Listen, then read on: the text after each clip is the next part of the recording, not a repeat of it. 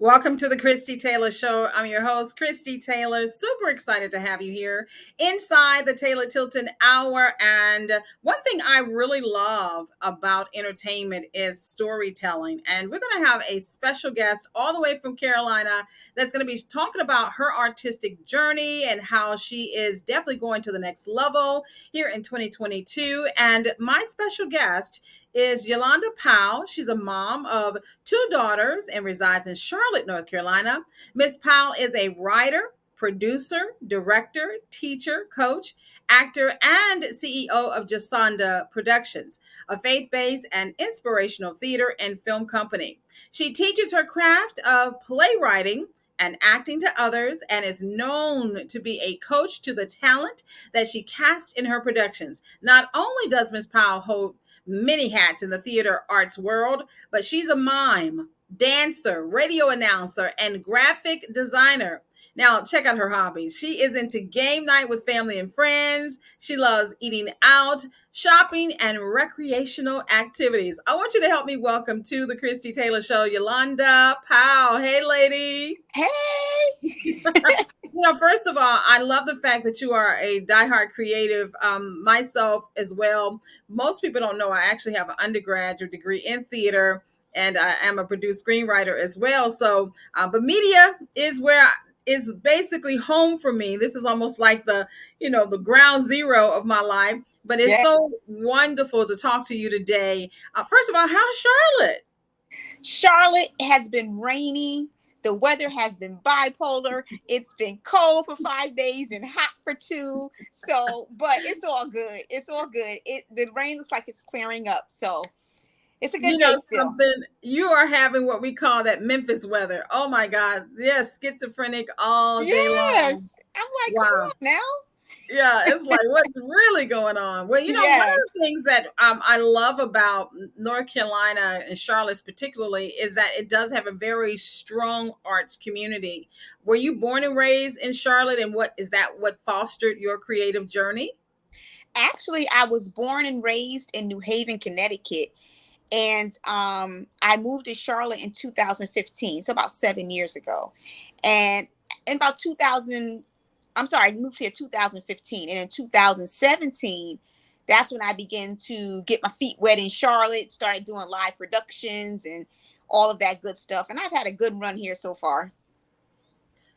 That's really good. So you were further up the East Coast. So tell me about what fostered your creative journey.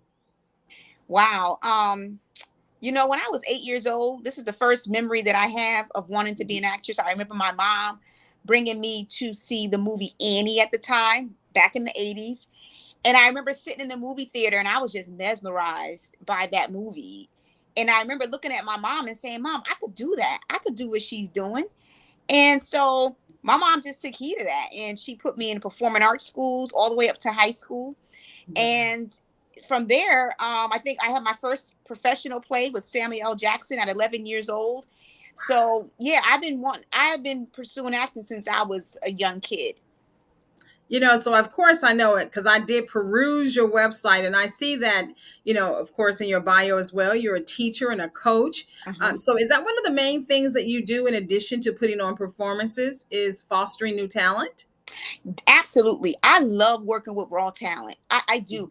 If I can see a hunger and I can see that you're trying, I don't mind coaching you. And that's one thing that I'm kind of known for. Even in my productions, I may cast you and I can groom you into the character that I need you to be. And so a lot of times I get talent that comes in and that's their first time acting. It's their first time. And I just love it. It's like, wow, okay, I'm ready for you.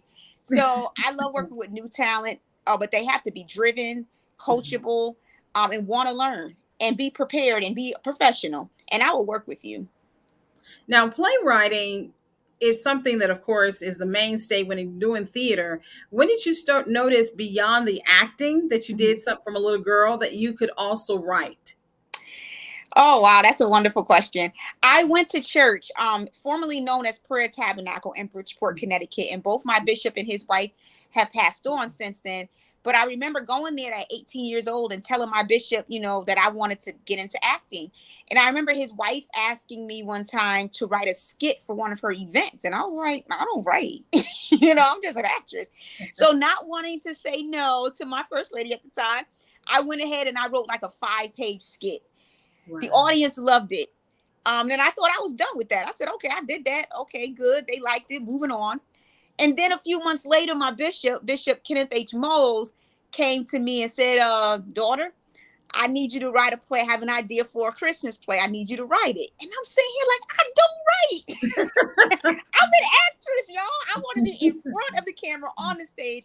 And so not wanting to say no again, I did it. And that one was 20 pages long. And I added dancing and I added some music, and the audience absolutely loved it. So from there, I kind of was like, okay, maybe I do have something that I can go by with this. So that's when I kind of realized that I had a gift not only for writing, but also producing, pulling the things together, and directing. So that's where I noticed that I had a gift in those 3 areas. Wow, you just said a mouthful. Writing, directing, producing. And for those who don't understand that, particularly in the area of theater, can you give them a breakdown of woo, that's a lot of hats. It's a lot of hats. I It's a do. lot of work, and you have to be really called to do that. Yeah. Because when I did my playwriting workshop a few months ago, I did playwriting, and I also had talked about did a workshop on production management when you only have a shoestring budget. And when I started to, Ooh. everybody loved the playwriting process, but when I got to that production part, and I got Mhm. like maybe not even halfway into my workshop, they were like, "Oh no, I can't do that. I don't understand. That's just too much work." And I said, "Is it?" And they were like, "I can't see how you do that. It's just too much work." And so in the past, people had always asked me, "Does this stress you out? How do you do this? I don't know if I could do all this." It's a calling. It truly is a calling. That is just like teaching. It's just like being a Mhm. nurse. You have to Mhm. want to do that and have it in you already, because those professions are very challenging by itself. Extremely. Yeah. So yeah, so production, I mean, some things I ran into was, cast and maybe financial, and just pulling everything together can be stressful, but to me it's a good stress. I love the journey. So you like that adrenaline rush of all those pieces coming together. Oh yeah. Of course, when it comes to producing, there's also, as you say, the element of working with cast. Mhm. And I know casting directors and all of that, comes into play both in theater, TV, and film. But when it comes to stage, what are some of the things you really look for when you are selecting your actors? First of all, I look that you're on time for your audition, because Mm, that tells me a lot. If you're missing it, if you can't come late, I mean, if you can't come on time, or if you come late and never even said anything, then that kind of is like, okay, a little bit of red flag. But what I do look for, like I said, if they're on time, they come in and they're prepared, and I see that they have a drive for what they're doing. You can always kind of tell when an actor or an actress has a drive. And they mm, may they may not always do it 100%, but what I do in auditions is I always have you do it at least 2 or 3 times to see how well you take direction. And yes. if you can take direction very well after 2 or 3 times, then most likely, okay, you in. Mm. So yeah, I do that just to see how well an actor can listen to direction and follow directions. I like the fact that you give them that multiple times because some people come in, and particularly if they're new to acting, Hmm. the butterflies, the Yeah. stage fright, the fact that, it's a new environment, they've never auditioned before. And as you say, taking great direction is also a cue, even if you got a diva who's done it 1,000 times. It's like, Yes. it's like I can do this. I can take direction. Now, production. We know you write, produce, direct, act, but everybody can do that. But they don't necessarily create a production company. Mhm. Yolanda, when did you decide that that was important to your creative journey? It was important because when I was in my late teens, early 20s, Mhm. I started doing more auditioning in New York City. Okay. And I did a lot of before I became like 18, 19, I did a lot of stuff throughout New Haven, Connecticut. A lot of community plays, church plays. So when I ventured off into New York City, that's a whole nother ball game. And Yes. so I began to see that a lot of auditions that I was getting called in for, it was a lot of profanity most times, or they wanted you to halfway dress. I just didn't like the roles that they wanted me to portray. And so I remember a couple people in the industry, and I would get, I mean, I'm some people, they would offer me the role, and I'm like, do you have anything else? I just didn't feel comfortable. And I Mhm. remember one person saying to me, you got to put all that Christianity stuff to the side. You got Ooh. to, you got to put that stuff on the, you an actress, put that last. And I'm like, no, I ain't feeling that. I said no. So from that point, knowing that I could write, produce, and direct myself at that point, because I had already done it, that's Mhm. when I started my own production company. Just so I can produce the type of work and write the type of work that I wanted to put out there. That's a very beautiful thing when you can have a conviction and the skill set, Yeah. to follow through. Oftentimes people talk about, some of the Black playwrights who had to break away from mainstream theater to get those messages out there, to make sure our stories and narratives are told, even Hmm. when it comes to being faith based and inspirational. Yes. And we know that that's extremely important to you. And so how long have you been having your own production company and the number of productions you've done? Wow. I've been in, my company has been in existence for close to 20 years.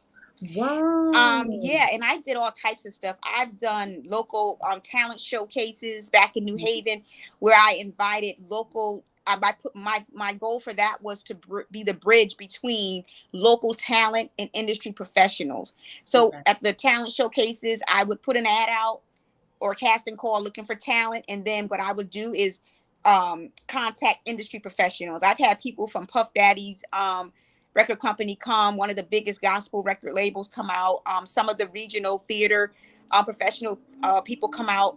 And so what I loved about it was that till this day, some of the artists that met at that showcase still work together, and they met at that showcase, and some of them still have a great working relationship, and that was almost 20 years ago. Wow. So yeah, and so I've done, I also had a performing arts school, two locations, and Mhm. I taught children and teenagers, and so we put on performances for them as well. And we did stuck a number of times in Connecticut, and now we're in Charlotte. So what made you move from Connecticut? Because you had such a strong base, and particularly since you had such a strong relationship with the New York, which of course is strong, very strong with theater and television. What made you decide to move further south? Well, I first of all, I want to say that I never wanted to move to. I never saw myself in the South.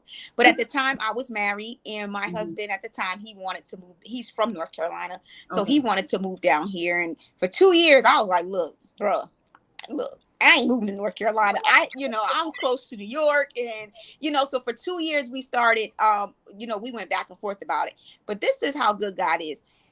In January of 2015, I hadn't been in Charlotte in over 20 years. I think one time I came here for like 2 days, and that was it.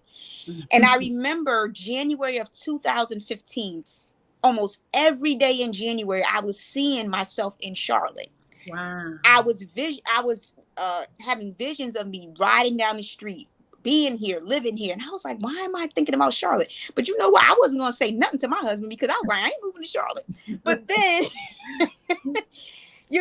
that was the Holy Ghost prompting me Right. that it Right. was time to leave. And things were like kind of like shutting down a little bit in Connecticut. Mhm. And then in February, my husband came to me. He said they have a job opening for his job because he was able to transfer anywhere in the country if he needed to. Oh, they have an opening in Charlotte, and I know you don't want to go. And I was like, hold on, wait a minute, and that's when I told him. And Right. so we prepared to move, and we moved down there. That was February. We moved in May, so that's how I got here. Wow. And since that time, you've been able to foster a very strong relationship with the theater community there. But I see that you also have moved into television and film. Let's talk about the step away from the stage to the Yes. screen. You know what? That is a whole testimony in itself because Mhm. I've met people in the industry, especially some people I met, they were film and television. Hmm. And they had seen my work, and all I did was theater. That was all I was comfortable doing. And I Yes. remember two of them for the last 2 years have been saying, Yolanda, you really need to move into film. You need to move into TV. And I was like, no, that's too, I don't know about that. I was thinking of the bigger picture. I was intimidated because I'm a perfectionist. And I was like, I couldn't see how to put it all together. But let me tell you how good God is. He had me out in the middle of the ocean, right? So when I got the first of all, I have two shows, More Than Enough and Church Girls. So but Church Girls is more interesting to me right now because that's what we're currently working on. So when I had the idea of Church Girls, I was like, oh, okay, I'm gonna write that as a play. And I distinctly heard that's not gonna be a play, it's a television show. And so when I started writing it, I didn't even know how to format the script. I was like, I don't know what I'm doing. I'm just going to write because my friends in the industry was like, you're thinking too much into it. Just Hmm. do it. Just do what you can. And the other stuff will come. So that's what I did after a while. I just wrote the script out like I normally would. And I Yeah. gave it to an assistant I was working with. I said, look, I'm already telling you now, this is not right. And they looked at it and they started laughing. I said, I already told you it's not right. I need you to fix it. So from there, God has just been sending help. And even, down to the church that we're using, it kind of fell in my lap. And I Hmm. look around and I'm like, Lord, oh my God, I'm really working on a television show. Like it just all just, came to me. And so that's how I got into writing Church Girls and getting into the web series. And I'm really excited about it. But Church Girls does sound exciting. What's the story premise? It's about two young girls, late teens, early 20s, that grew up in church, that's heavy in the church, families in the church, but they have a life of crime that no one knows about. Ooh. Yeah, so we've already taped two episodes, two of our mini episodes for it, and yeah, it's coming out really good. Wow. And the other project that you're working on that's also um, under wraps, well, not under wraps, that's in motion. What's Hmm. that one? That one is called More Than Enough. It's Hmm. a spinoff of the role Pastor Moore in the play Stuck. Pastor Moore doesn't have a big role in Stuck, but she has so much more that she can say. And Yes. so the More Than Enough is it's a sitcom, and it's centered around a female pastor who's divorced, Hmm. that also happens to be a foster mom and has a daughter in college. So it Hmm. shows the ups and downs that she goes through in her personal life, in her church. Church members don't want to act right. You know, foster children are acting up. So, and it her own personal issues, being divorced, and Hmm. so yeah, I'm excited about that because I think it would minister to a lot of women, especially a lot of female pastors, Yes. encourage them to keep going, like, because sometimes they get, you know you, I'm sure, women pastors sometimes are not received well. That's right. Yeah, There's so still I that want. stigma. Yeah, there's still Yeah. that stigma. And since you're in theater, you know that James Baldwin, Amen Corner, something I actually did in college years and years ago, and that had a pastor, female pastor, as the lead. And even in that James Baldwin time, there Hmm. was that resistance to female leadership. And of course, even though we're in the 21st century, there's Yep. still some pushback or Hmm. different levels of respect or disrespect. Yes. So to be able to have that, and you brought up one of your other plays. Oh, Stuck, that's my baby. Yes. Yes, the Yes. groundbreaking stage play production of Stuck. And I definitely want you to share with us about this story. Give us an idea of how that story, your baby, came together. Okay, yes, that's a very interesting one too. So, I remember writing this back in, I think, 2009, and I was dragging my feet with it. I would write it and I'll stop, then go back to it, stop. And I remember in 2010, I remember distinctly hearing this voice saying, "It's time to get that play out."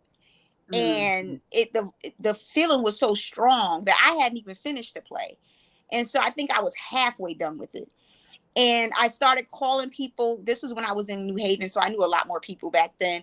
Hmm. When I was there, I started calling actors and actresses that I knew. I was like, listen, I need you to come and read this play. I got a part for you. I just gathering people. And so I remember giving them the half a script that I had. I was like, this is all I had. And so we started rehearsing with what I had. Hmm. And so I remember about 2 weeks before the show, I still can figure out how I was going to end this play. And I Wow. remember people started asking, some of the cast members like, and they called me Nikki. That's my nickname. Nikki, how is this play gonna end? We don't have the ending part, you know. And I was like, I don't have it for your next rehearsal. And that's when I just was like, God, you gotta give me something. I don't know how to end this play. And Yeah. so I remember we were in it was either tech rehearsal or dress rehearsal. And the actors are on stage. And I just said, stop, y'all, stop right now. The ending of this play is coming to me. Y'all gotta listen. And it was literally being downloaded to me. And as it was being downloaded to me, I was saying, okay, you say that, you move there, you go there. And they were like, okay, okay, okay. And somebody I think was jotting it down or whatever. I don't know if the stage manager, but it was pulled together like that. That was the ending.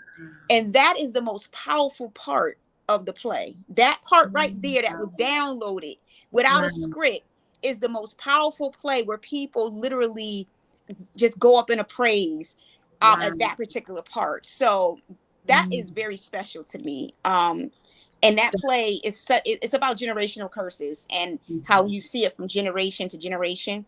Mhm. And 15 years later, they're still stuck in the same stuff. Wow. Kids are grown up, still stuck. People mad at each other, and they stuck in poverty and they stuck in abuse. And so Mhm. one of the family members are like, "No, this has to stop. No more. We got to break this generational curse." Wow, that's powerful. Yeah. That is so powerful. Once again, this is stuck, and it appears that you have it available in DVD format. Is that correct? Yes, it is. They can go on the website and order the hard copy, and it will be shipped. And also, it is streaming on the website, so they can sign up and then just buy it and then stream it on the website as well.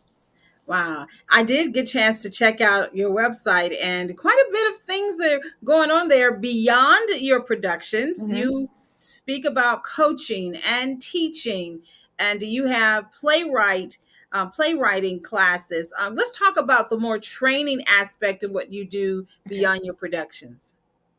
Well, most of them are like when I have my cast members, but Mhm. then I do have people that come to me and want private coaching, one-on-one Mhm. coaching. If they have an audition coming up and they really want to nail it, they'll say, okay, I need you to help me choose which monologue is better. I need you to help me, with this. And then right now where I'm partnering with a manager, talent manager here in Charlotte, where we're going to start doing workshops for a lot of local artists, local talent. I'm sorry. Because a lot of times we feel that as a casting director myself, but as a producer, we need to train our actors how to even send a resume, how to set up a resume, what is the right headshot. They're not selfies in the car, you Right. know. No, So we're they're gonna start putting together all of this training. So when people really start to go out there and really want to take their craft seriously and they want to be taken seriously, you gotta go before the people right. You only get one chance in this business most of the time. That's so And true. yeah, and if you don't send the right material, if you don't send the right type of headshot and resume, may never get a call. Now, I love the fact that you're bringing out the industry aspect of this business, because sometimes that's where we fall short Hmm. and short circuit our careers, even though, we're super talented. Uh, Yes. I did see some amazing testimonials from your playwriting classes. Hmm. And I like the fact that a lot of them were not young. I was very impressed by that. Let's talk about that aspect and how you're now moving into more classes and even going virtual. Yeah, so virtual came when I first announced the workshop being in Charlotte, and I had a number of people. I'm not in Charlotte. I would love to be a part of this. And I'm like, okay, well, I'll do a virtual one. But Mhm. we're probably planning for that in April because I'm, Okay. still trying to get under wraps the two shows. But yeah, so I love the fact that they weren't young either. I mean, these are people that have been sitting on stories. um we had a moment where one of our attendees just shedded some tears because it was like she felt like she was finally getting her story out there. She had been sitting on a story for so long. Most of them have, all of the people that were there, been sitting on Mhm. stories. So it was really good to be able to be an inspiration to them and empower them and inspire them to finish their stories and get it out there. Mhm. So at the Yeah. playwriting workshop, it was a really, really good workshop. It was almost like we were ministering all to each other and encouraging each other to move on and to keep going with what we were doing. So yes, the playwriting workshops, I'm really excited about that. And we, like, I go through the whole structure of it, from Wow. inciting, from your reactions and how you get to your climax. I help you build your script from start to finish. Yeah, I noted that that was something important to you about the professionalism Mhm. that has to be approached, and also, maintaining that sense of inspiration and faith. So that is extremely, extremely wonderful there. Mhm. Now, we're almost to the wrap up, but I definitely want to make sure for those that are watching that you can contact her, Ylonda Powell, Instagram and Twitter, her website. Also, some really great things are on her YouTube channel. So if you are interested in connecting with her, even though she's in Charlotte, Yeah. thank God for the internet, because we can have, even this interview is made Yes. possible because of our ability to be virtual. I'm super excited for that. Any last words you want to share before we go, Ylonda, particularly as a creative and someone who's inspired by God? You know what? I also have a group called Where Dreamers Meet. That's something, I know that God has really put on my heart to help people pursue their dreams and to live out their lives to their fullest potential. And I just want to say that if you have an idea, if you have anything that you're trying to work on, whether it's creative or not, start working on it. And a lot of times what we do is we get in our own way and we think ourselves out of stuff because we look around and we say, well, I don't have this and I need this much money to start and I need this to start and I don't have this. And what Mm, God had to teach me was use what you have. Look around and stop looking at what you don't have and focus on what you do have and build mhm, off of that. mhm. And so what I want to just inspire someone is that go after your dreams. Yeah. Like I said, if you have any idea, if you the best fried chicken maker out there, you get in your kitchen and you Yeah. start frying that chicken and you say, okay, 5 pieces and a biscuit for $5. I don't know. Start start with something Yes. and grow from there, and I'm a witness that doors will become open. If you take that one step, you're going to see three more doors open. You get what Mm, I'm saying? And yeah. so, yeah, I just want to encourage people just to go after what they want in life. We only live once. Go after it. Leave this earth empty.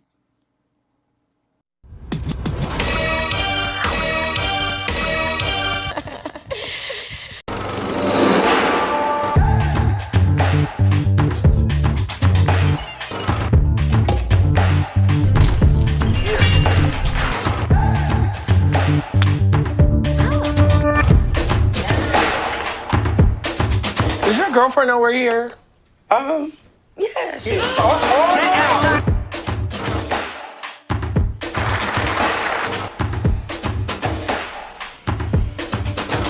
The system had one intention: to put us in prison. It's just that simple.